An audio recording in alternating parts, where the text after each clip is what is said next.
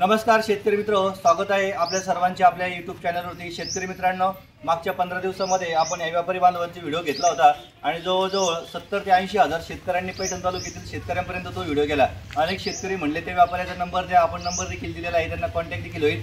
आज आहे 5 नोव्हेंबर 2025। आपण आहोत चितेगावमध्ये आणि प्रत्यक्ष व्यापारी बांधवाकडून आपण जाणून घेणार आहोत की काय आहे प्रत्यक्ष कापसाचा बाजारभाव। शेतकरी मित्रांनो, आपल्या चॅनलचा एकच उद्देश आहे की आपले शेतकरी बांधवांपर्यंत रोजची अपडेट ही गेली पाहिजे।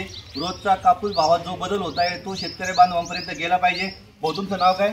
अमोल वागचौरे। बरं, आज काय स्थिती आता मागच्या आठवड्यात आणि आजची काय स्थिती कापसाची? आठवड्यापेक्षा या आठवड्यात परत बाजार ढासळलेले आहे कापसाचे। हा, तर कापसाची आता आवक कशी आहे या आठवड्यात? आवक चांगली आहे या आठवड्यामध्ये। हा, आवक भरपूर आहे, लोक द्यायला तयार आहे, पण भाव नाही त्याच्यामुळे। हा मित्र, बघत आहोत आपण की मागच्या आठवड्यात जर बघितलं आपण तर कापसाची आवक कमी होती, पण आता ह्या आठवड्यामध्ये कापसाची आवक तर वाढलेली आहे।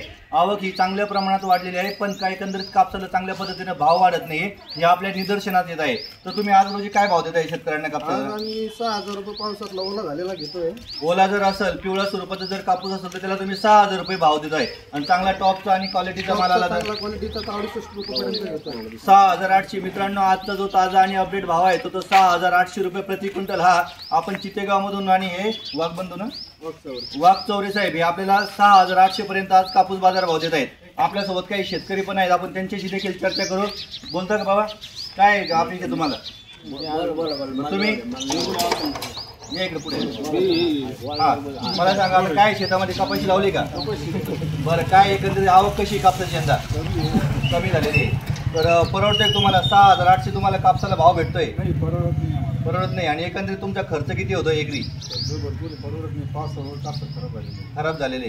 तर शासनाने काय केलं पाहिजे? सीसीआयचं खरेदी केलंय का? सीसीआय अजून सेंटर कोणतेच चालू केलेले नाही। हा, त्याच्यामुळे हा देखील आपण जो म्हणतोय की कापसाला भाव वाढत नाही, हा, तर हा फटका सीसीआय देखील सुरू झालेला नाहीये, त्याच्यामुळे देखील हा फटका शेतकऱ्यांना आहे का? कापसाची आवक वाढलेली आहे पण शासनाने कापूस घेणं सुरू केलेलं नाहीये, त्याच्यामुळे हा कापसाला भाव देखील वाढत नाहीये।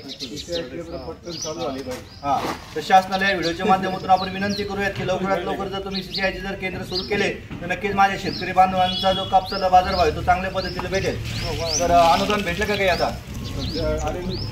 आलेले का थोडे? बरं, आणखी पण काही होणार नाही। हां, बरं, तुम्ही अतिवृष्टीची मदत केली आहे, शेतकरी बांधव म्हणतात ती महत्त्वाची नाही आहे, प्रत्यक्ष काय आहे शेतकऱ्यांना विषय शेतीमालाला हमी भाव द्या, तेवढा पुरेसा होईल।